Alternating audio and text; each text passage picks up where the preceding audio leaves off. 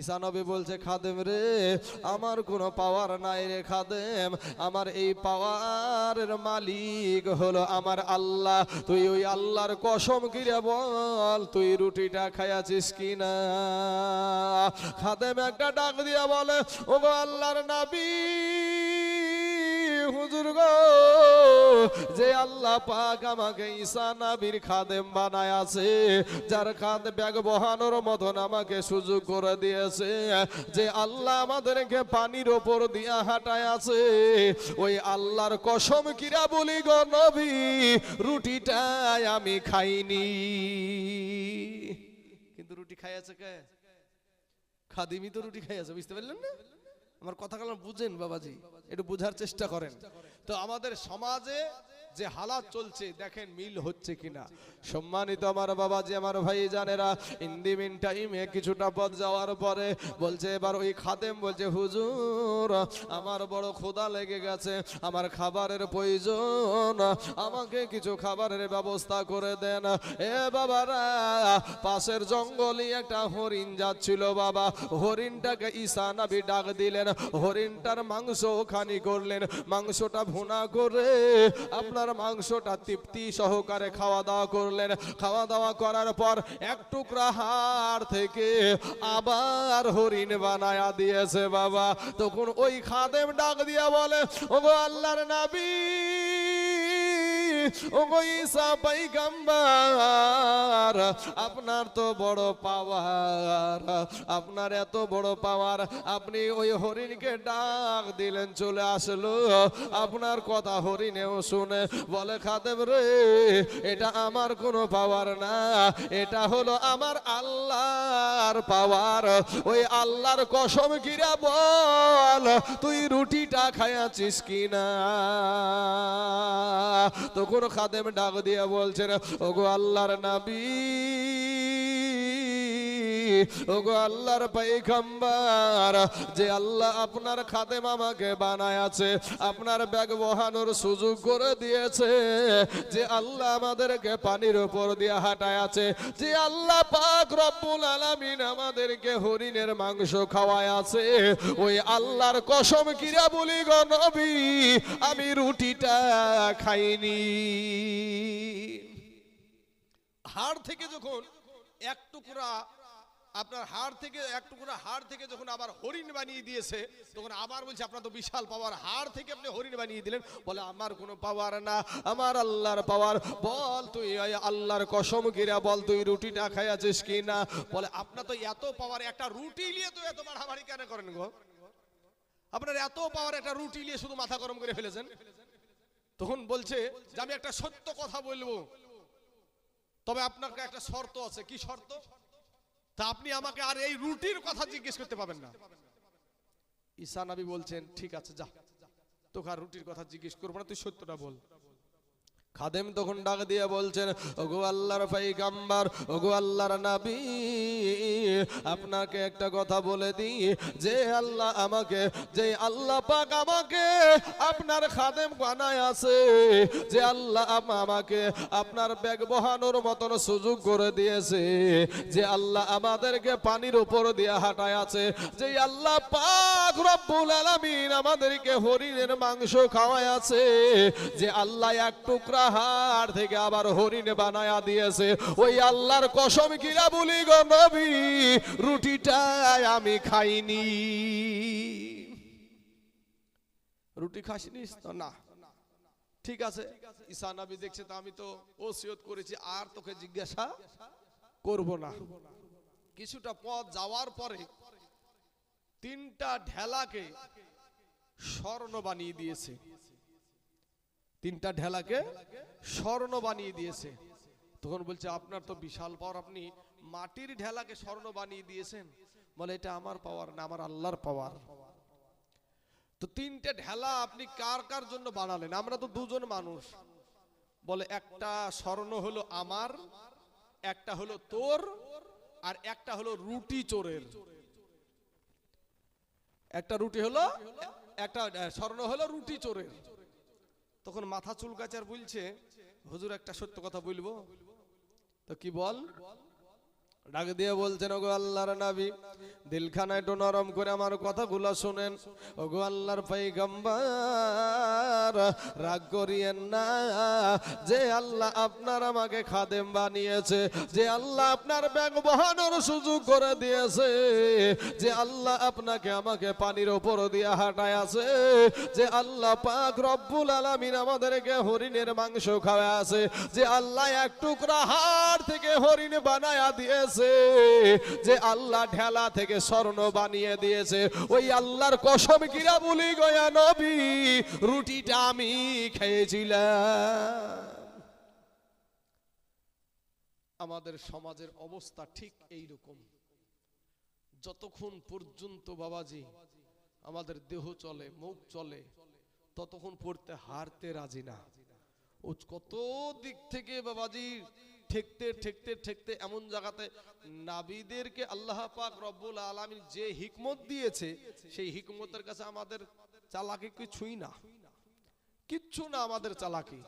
সম্মানিত আমার বাবাজি, নবীদেরকে আমার আল্লাহ পাক এত জ্ঞান দান করেছে, সেই জ্ঞান সম্পর্কে আমার আল্লাহ পাক আজিম শব্দ ব্যবহার করেছেন আর নবীদের জ্ঞান সম্পর্কে।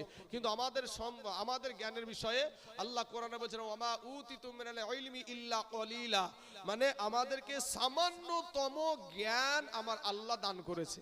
কিন্তু আমার নবীর বিষয়ে বলেছে, ওয়া ইন্নাকা লা আলা খুলুকিন আযীম। আমার আল্লাহ পাকের নবীর কথা আর আমাদের কথা বাবাজি কিছু কোন দিক থেকে নবীর সাথে আমাদের তুলনা হবে না।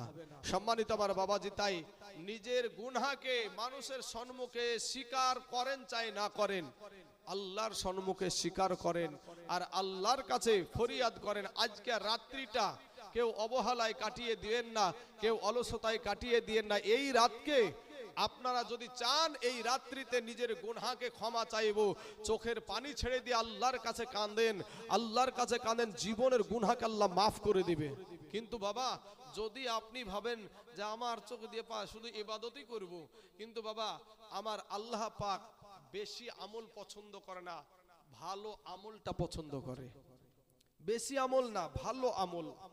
আল্লাহর কাছে আল্লাহর গোলাম হয়ে যখন আপনি নামাজ পড়বেন, তখন আমার আল্লাহ পাক রব্বুল আলামিন তার বান্দার নিয়াতের খবর আমার আল্লাহ জানে।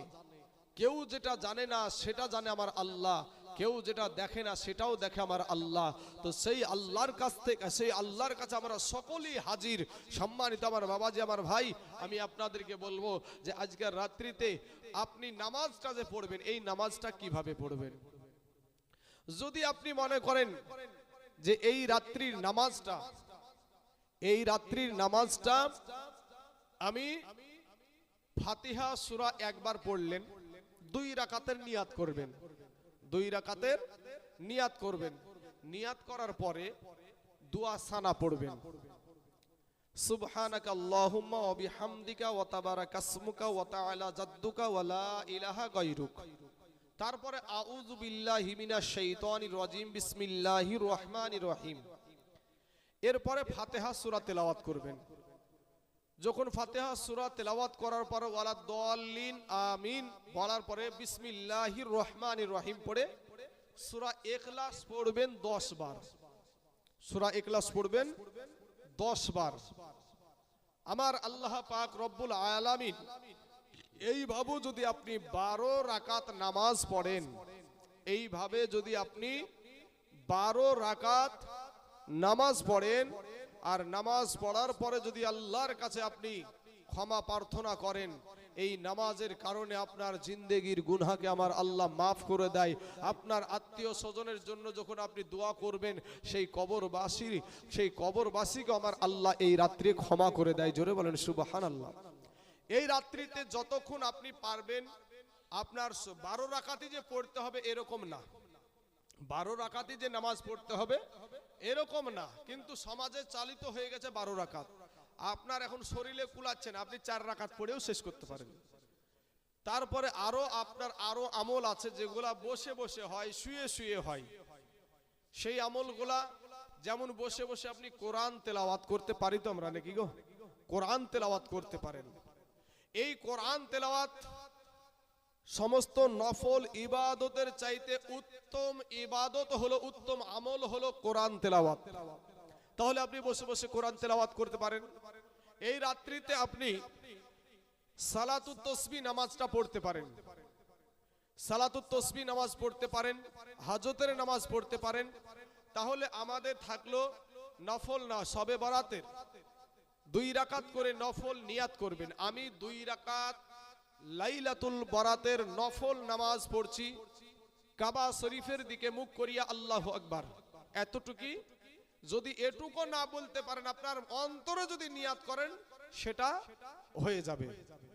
এইভাবে আপনি প্রত্যেক রাকাতে ফাতিহা সূরার সাথে 10 বার করে ইখলাস সূরা মিলিয়ে নামাজটা আদায় করবেন, এতে সওয়াব বেশি। আর যদি মনে করেন না আমার এতে অসুবিধা হবে, অনেক দেরি হয়ে যাবে, আপনি একবার ফাতিহা সূরার পড়ার পরে যে কোনো সূরা দিয়েও যদি আপনি নামাজটা পড়েন, নামাজটা হয়ে যাবে। অতএব বাবাজি আমার সোনা মানিকরা, এই রাত্রিকে আপনারা অবহেলায় অলসতায় কাটিয়ে দিয়েন না, আপনারা ইবাদত করবেন। সকলকে আমার মা বোনেদেরকে বলবো, মাগো এই রাত্রিটা অবহেলায় কাটিয়ে দিন। সারা রাত্রি ইবাদত করার পরে যখন আপনি সকালবেলা সেহরির টাইমে যখন সেহরি খাবেন, আমার আল্লাহ পাক ফারিস্তাদেরকে ডাক দিয়ে বলবেন, এই ফারিস্তারা, আমার এই বান্দা বান্দিকে তুই বানাতে নিষেধ করেছিলি, তোরা দেখ আমাকে খুশি করার জন্য আমার এই বান্দা বান্দি সারা রাত তো ইবাদত করলো, পাশাপাশি আবার তারা সারা দিন রোজা রেখে আমাকে খুশি করতে চাই, তাদের গুনাহ ক্ষমা চাই, তোরা সাক্ষী থাক, আমি তাদের জীবনের গুনাহকে আল্লাহ মাফ করে দিলাম। জোরে বলেন সুবহানাল্লাহ। ব্রাদার ইসলাম মুআজ্জাজ সামিনী কিরাম, বাবাজিরা আমার ভাই জানেরা, একবার দুরূদে পাক পড়েন, আল্লাহুম্মা সাল্লি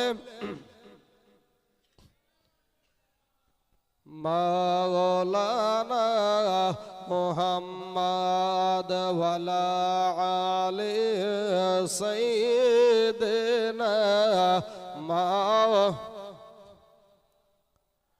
সাল্লাল্লাহু আলা মুহাম্মাদিন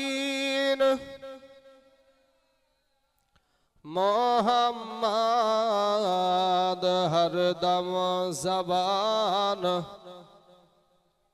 পাক নাম মোহাম্মদ হরদম জবান সে নিকালো শফি সাল্লাল্লাহু আলাইহি ওয়াসাল্লাম। বাবাজি একটা কথা বলি আপনাদেরকে, আপনারা যে এখানে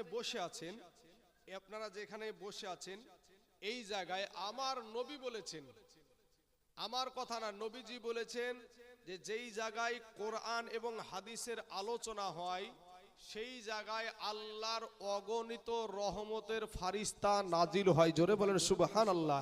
এই শবে বরাতের রাত্রিতে আল্লাহ রহমতের ফারিস্তারা আপনাকে আমাকে ঘেরাও করে আছে, কিন্তু বাবাজি তারপরেও আপনারাই খারাপ বা আমরাই খারাপ, এরকম মন্তব্য করা মানুষ আছে না নাই সমাজে? হ্যাঁ মুসলমান বাবাজি আমার ভাই জানেরা, আমি আপনাদেরকে বলবো, বাপ যারা আল্লাহকে পাওয়ার জন্য ছটফট করে, আল্লাহকে পাওয়ার জন্য যারা ছটফট করে, আমার একটা কথা ব্রেনটে আসলো, আপনাদেরকে এই আলোচনাটা শোনানোর পরে আমার বক্তব্য ইতি করে দেব।